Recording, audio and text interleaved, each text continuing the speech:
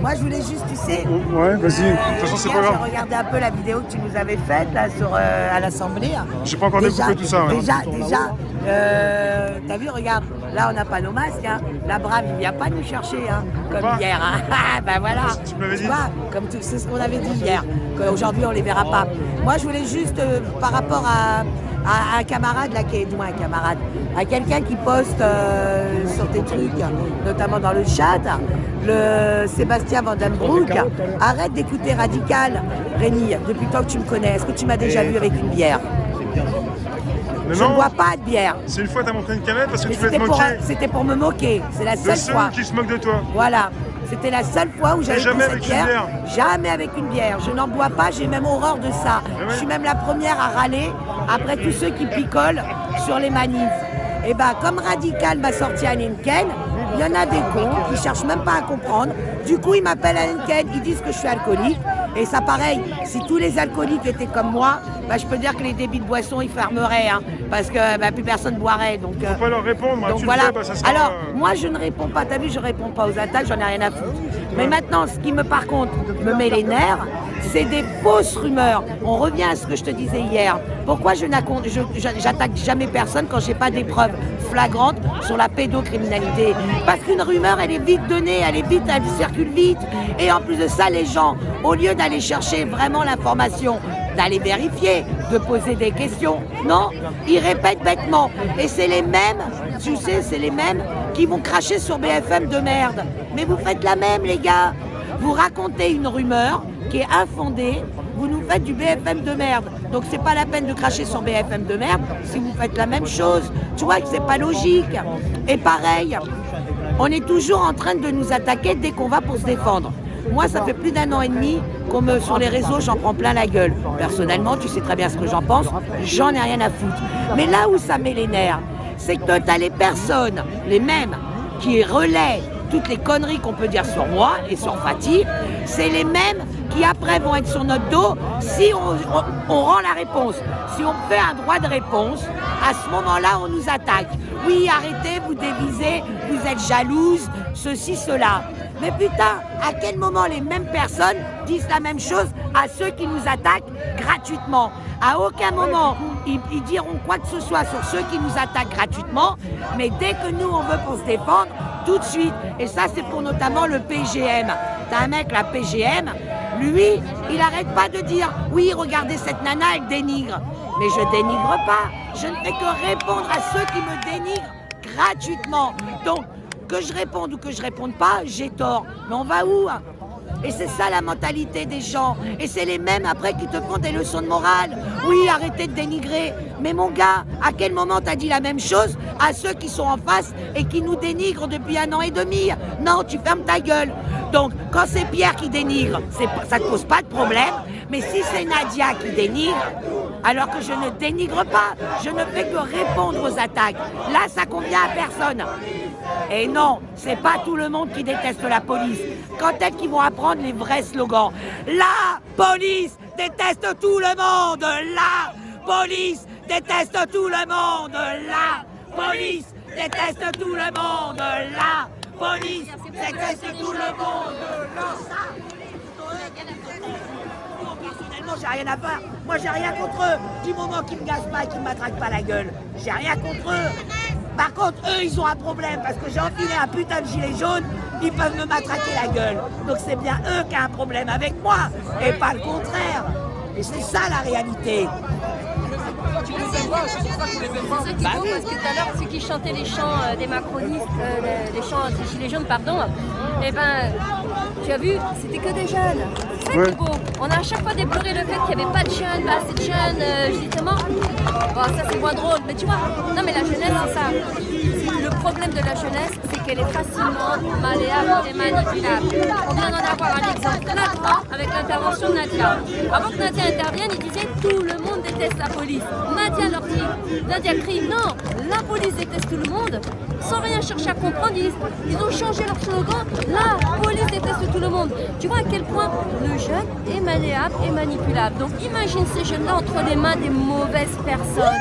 à quel point on peut façonner, modeler leurs pensées, leurs opinions et en faire des... Alors qu'en réalité, ils ne sont pas méchants ces jeunes, ils ont envie de vivre leur vie. Mais si tu veux, aiguillonnés par les mauvaises personnes, on peut en faire des gens qui malheureusement vont pas dans la bonne direction, qui après vont subir une répression criminelle, vont rentrer avec un œil en moins et ils ne sauront même pas pourquoi ils ont perdu un œil. Ils ne sauront même pas pourquoi. Et ils vont se tromper d'ennemis. C'est comme ça qu'on fabrique les ennemis de demain, mais pas qui ne se battent pas pour les vraies causes, tout simplement.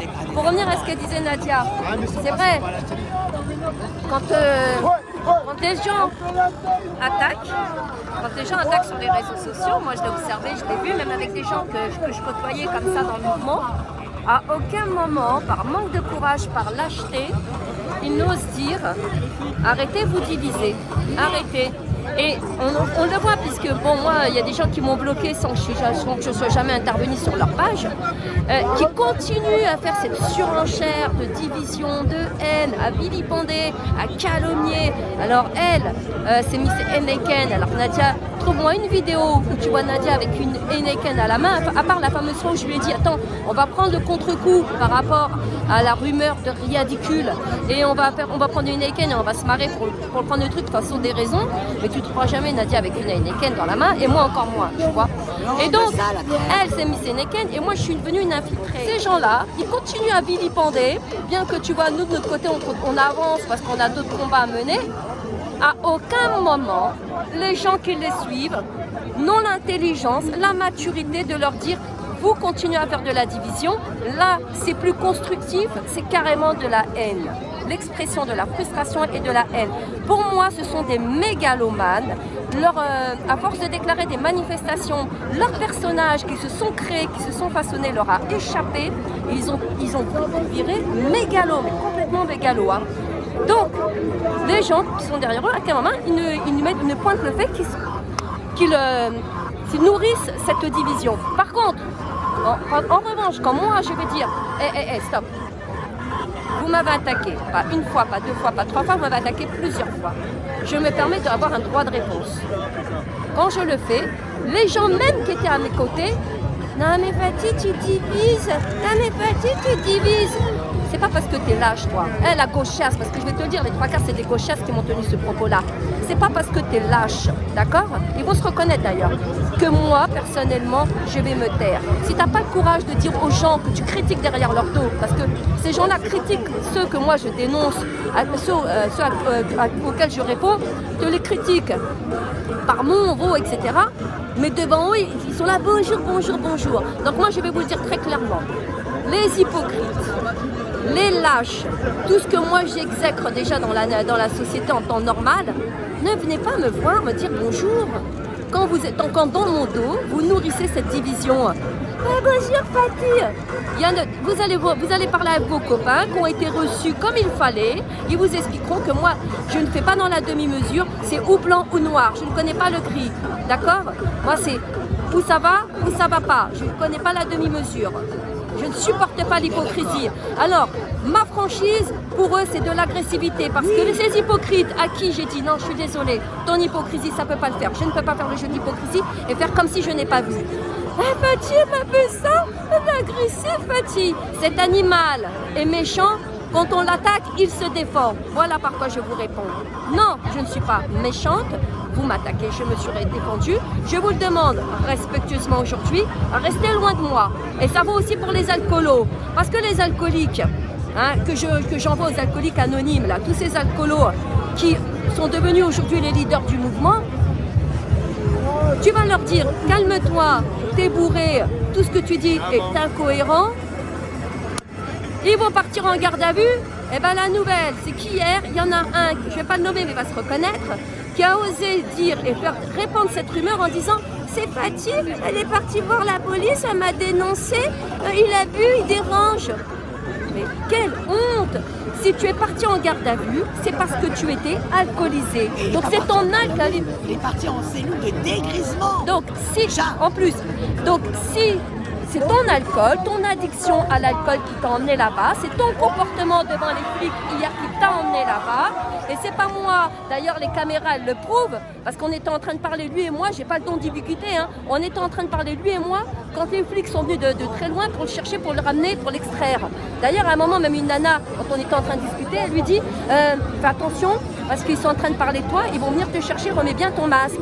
Et il dit bah non, c'est pas moi. Elle dit si, il lui a dit la doudoune beige. Il dit non, c'est pas moi. Et il enlève sa doudoune, il s'éloigne pour se cacher à côté d'un banc. Et c'est là que le flic il l'embarque. Mais il n'a pas apprécié le fait que je dise une chose qui est vraie, c'est que tous les alcooliques, je suis désolée, oui, vous nous avez mis. Nous, on a passé 2 ans, et c'est pas normal, Nadia. Pendant 2 ans, on s'est battu, et je ne vais plus le faire d'ailleurs. Pendant 2 ans, on s'est battu parce que les gens, oui, mais il y a les alcooliques dans votre mouvement, les alcooliques dans votre mouvement. Mais c'est pas mon rôle à chaque fois d'essayer de réhabiliter cette image. Je suis désolée, non.